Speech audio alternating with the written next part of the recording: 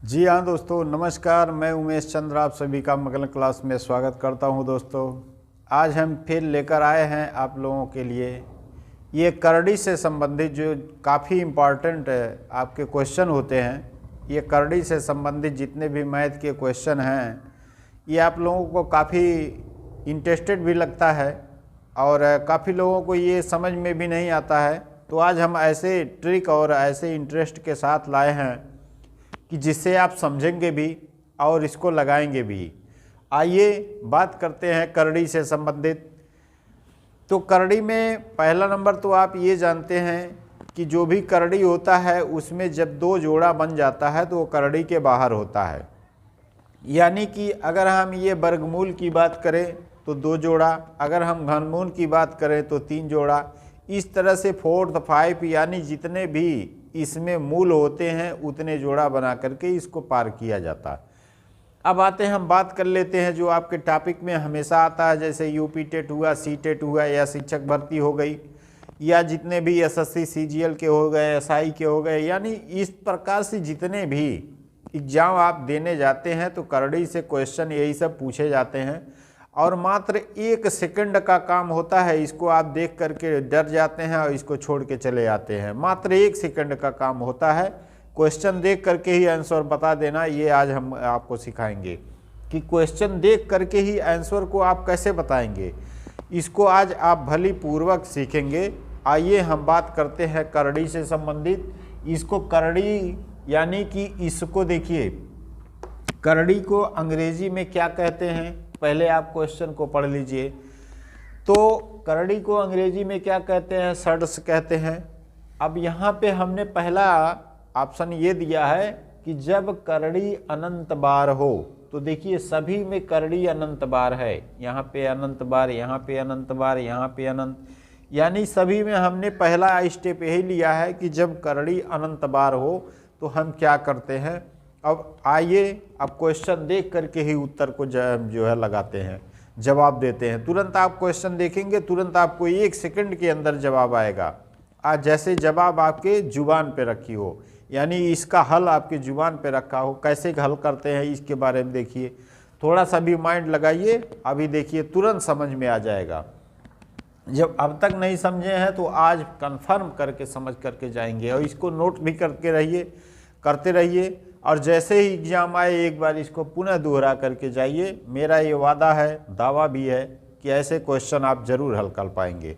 आते हैं क्वेश्चन पर, चलते हैं। देखिए पहला क्वेश्चन आपका क्या है, कह रहा कि करड़ी में 30 प्लस करड़ी में 30 प्लस करड़ी में 30 प्लस करड़ी में 30 प्लस, इस प्रकार से कहाँ तक, इनफाइनाइट तक का मान है।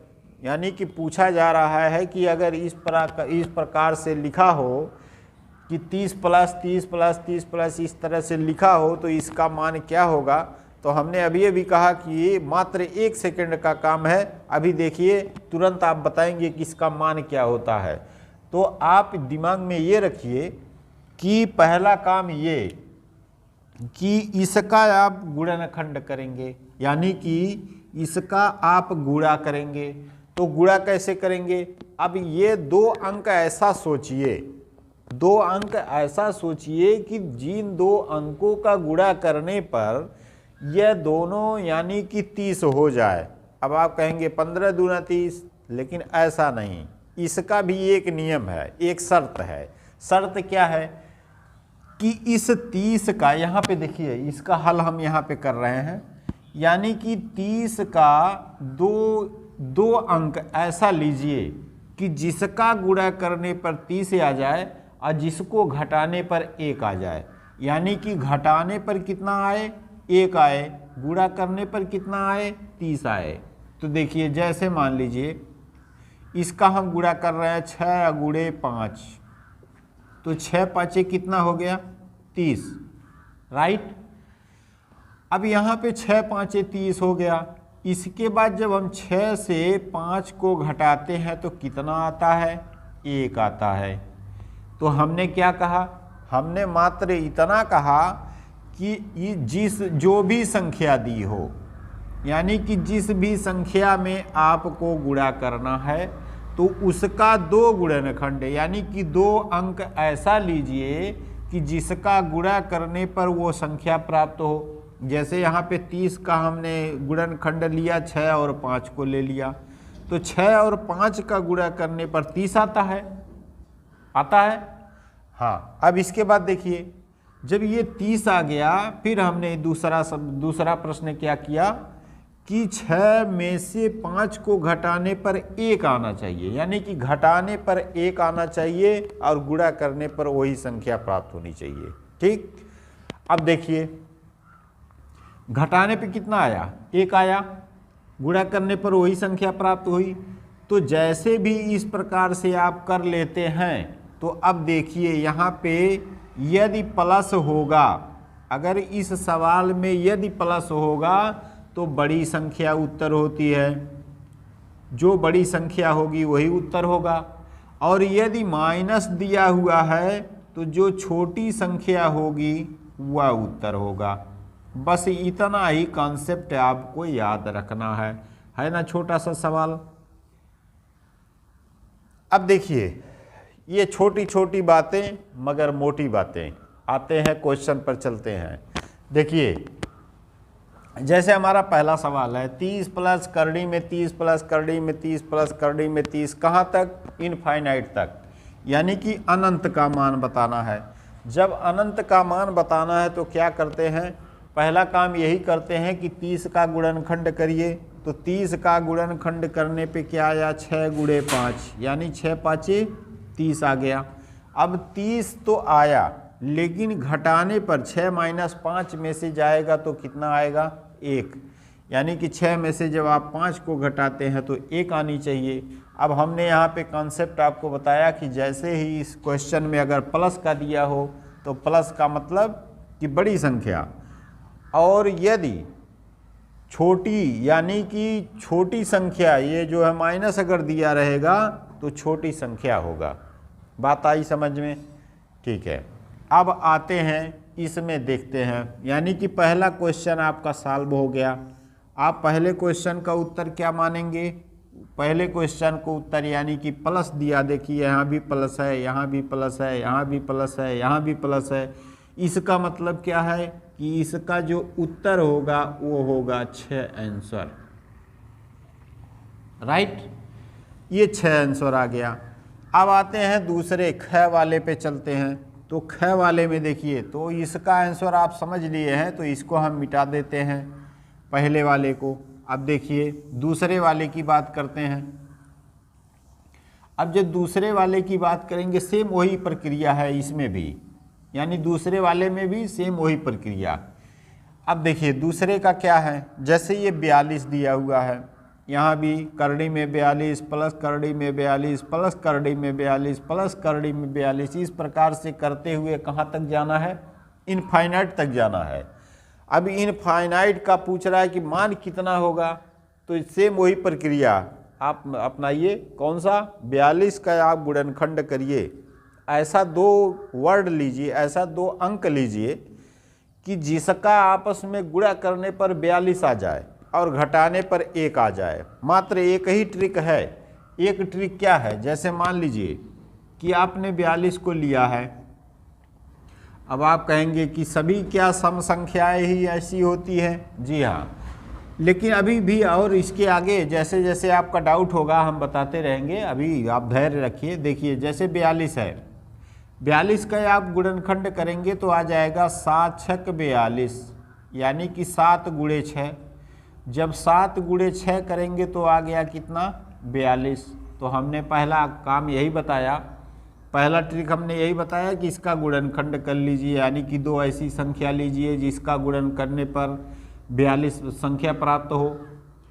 इसके बाद क्या करते हैं, इसी जो गुणनखंड आपने 2 संख्याओं का किया है, इन संख्याओं को घटाइए, यानी कि 7 में से 6 को आप घटाइए। कितना आना चाहिए, 1 आना चाहिए। अगर 1 आता है तो यह आपका ट्रिक बन गया, यानी कि आपने गुणा किया 42 आया, घटाया तो 1 आया। अब हमने क्या किया, हमने ये कहा था कि जैसे ही आप प्लस देखेंगे, प्लस का मतलब होता है बड़ी संख्या, यानी कि इस 7 और 6 में सबसे बड़ी संख्या क्या है? 7 है, तो इसका उत्तर क्या होगा? 7 होगा, यानी कि आंसर इसका हो गया 7। तो ये हो गया इसका आंसर 7 हो गया। बात आई समझ में? बहुत ही आसान सवाल है, मात्र 1 सेकंड का सवाल है। अब आपको तो पूर्ण रूप से समझ में आ गया होगा। अब आते हैं इसके नीचे वाले क्वेश्चन पर चलते हैं। इसको आप देख करके तुरंत बताइए, कमेंट में लिखिए, फट से तुरंत लिखिए। अब देखिए 90 का लिखते हैं।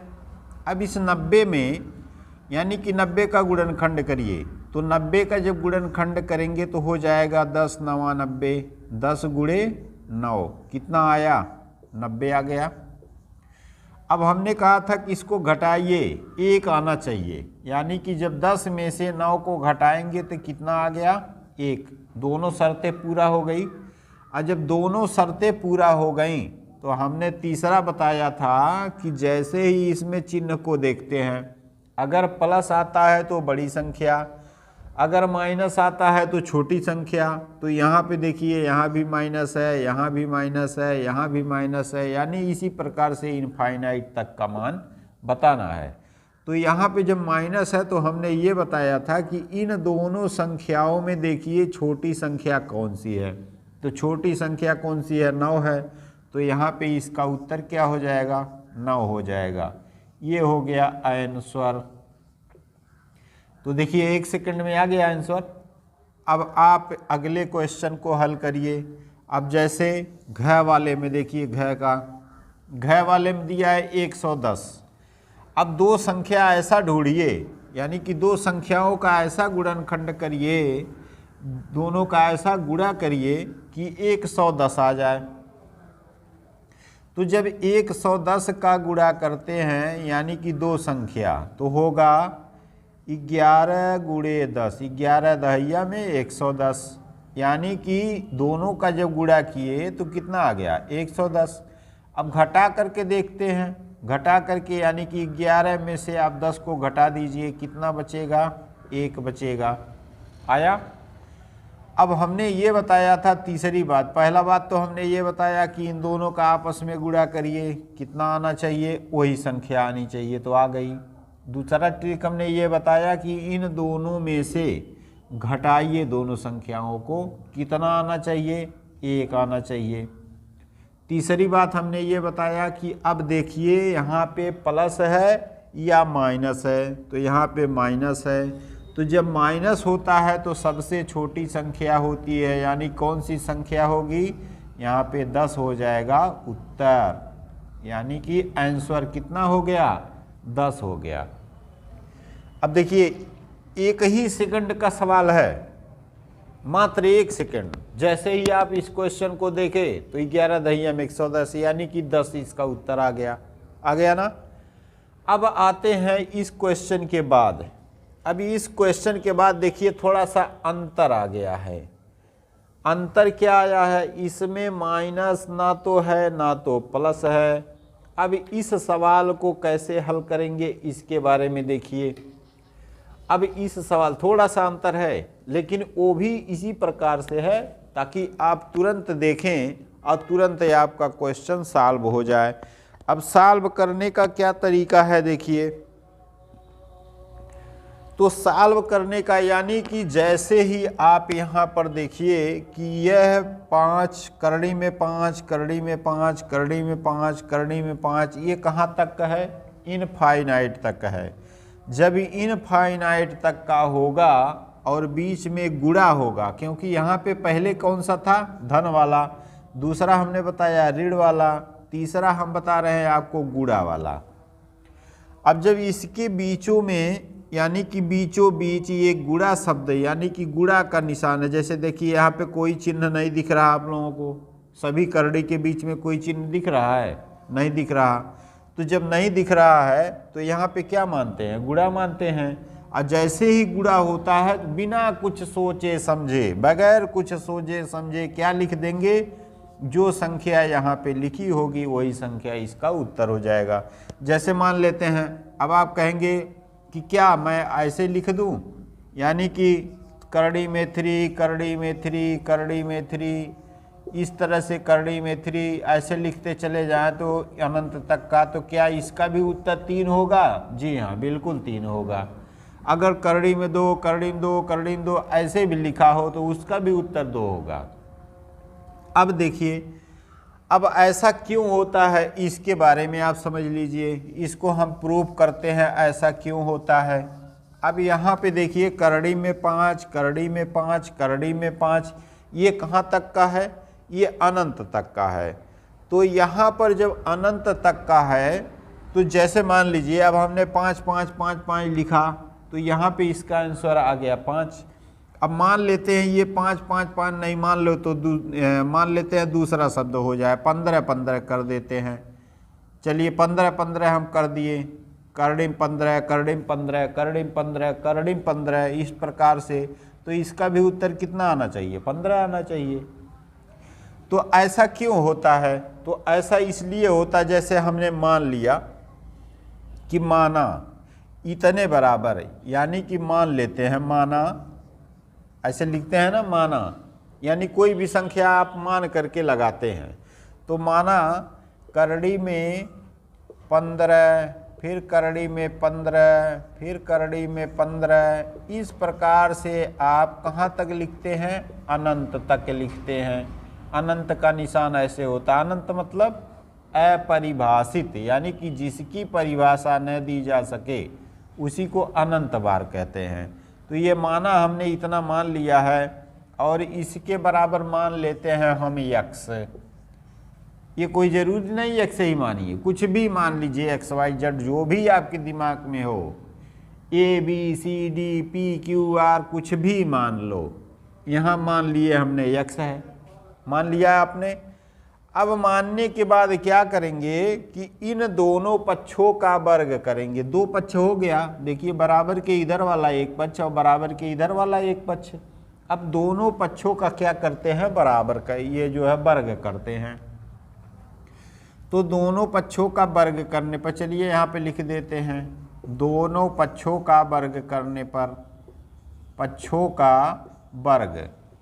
अब जब दोनों पक्षों का वर्ग करेंगे तो देखिए एक करड़ी यहाँ से हट जाएगी वर्ग करने पर, तो ये हो जाएगा 15, फिर करड़ी में 15, फिर करड़ी में 15, फिर करड़ी में 15, इस प्रकार से होगा कि नहीं? बिल्कुल होगा। और यहाँ जब इधर वाले का वर्ग करेंगे तो हो जाएगा x², राइट।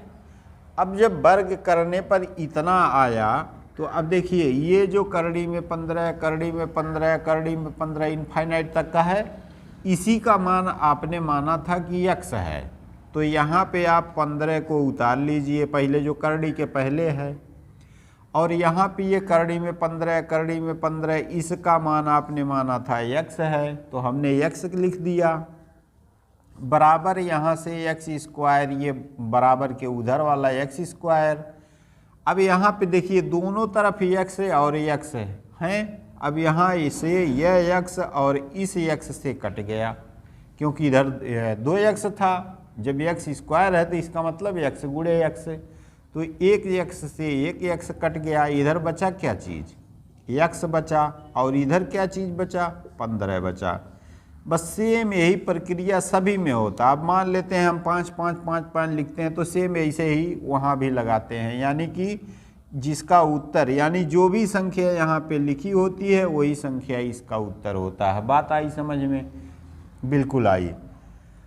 अब आगे बढ़ते हैं, इस प्रकार की प्रक्रिया में देखते हैं। अब अगला क्वेश्चन मान लेते हैं, अगर इस प्रकार से क्वेश्चन नहीं दिया है, अगर ऐसा क्वेश्चन आता है तो आप तुरंत देख करके जान जाएंगे कि हमारा उत्तर यही होगा। और मान लेते हैं इस प्रकार से क्वेश्चन नहीं दिया, आपका क्वेश्चन ऐसे बदल दिया कि यदि करड़ी में 7, करड़ी में 7, करड़ी में 7, करड़ी में 7, कहाँ तक? इनफाइनाइट तक। ये गुणा वाले की बात कर रहे हैं, और इसका मान दे दिया 343, और उस पर कह दिया कि x-1 घात लगा दिया, और घात लगाने के बाद पूछ दिया तो x का मान कितना होगा। तो अब देखिए यहाँ पर क्या करते हैं, अब यहाँ पे वही शब्द लिखेंगे।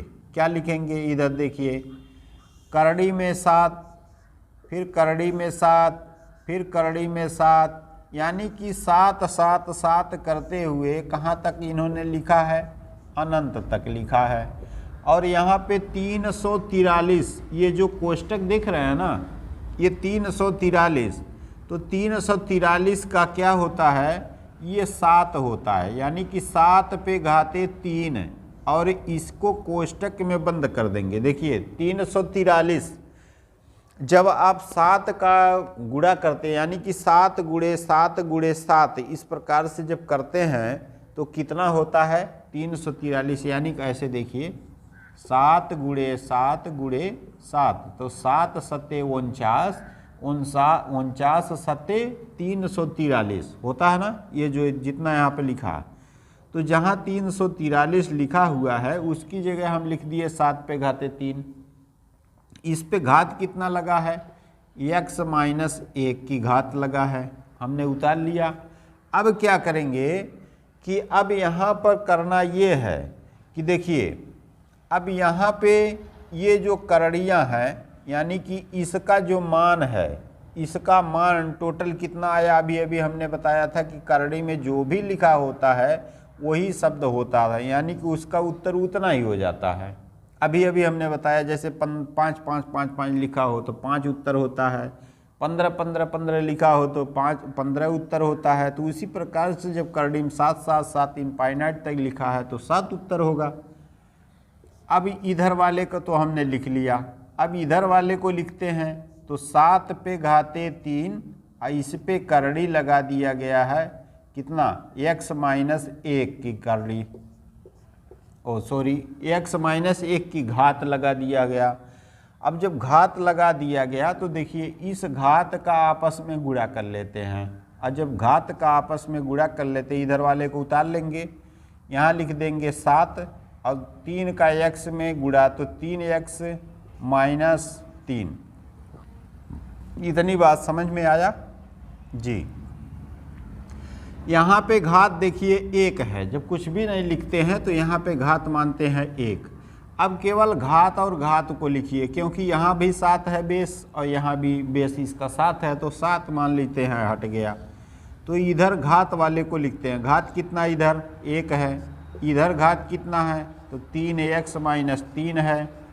ठीक, अब इस 3 को पकड़ के इधर लाते हैं, जब इधर लाते हैं तो तुरंत ये क्या करता है, प्लस में बदल जाता है, यानी कि इधर जब आएगा तो ये हो जाएगा 4 बराबर 3x।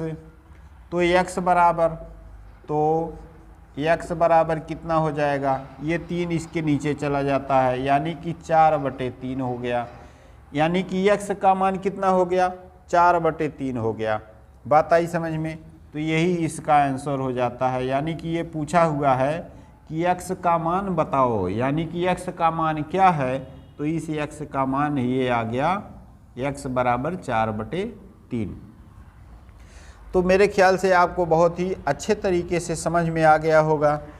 अब यहाँ पर हमने अभी अभी पहला क्वेश्चन लिखा था कि 30 करड़ी में 30 प्लस करड़ी में 30 प्लस करड़ी में, और दूसरा हमने क्वेश्चन लिखा था 42 प्लस करड़ी में 42 प्लस करड़ी में 42, इस प्रकार से लिखे थे।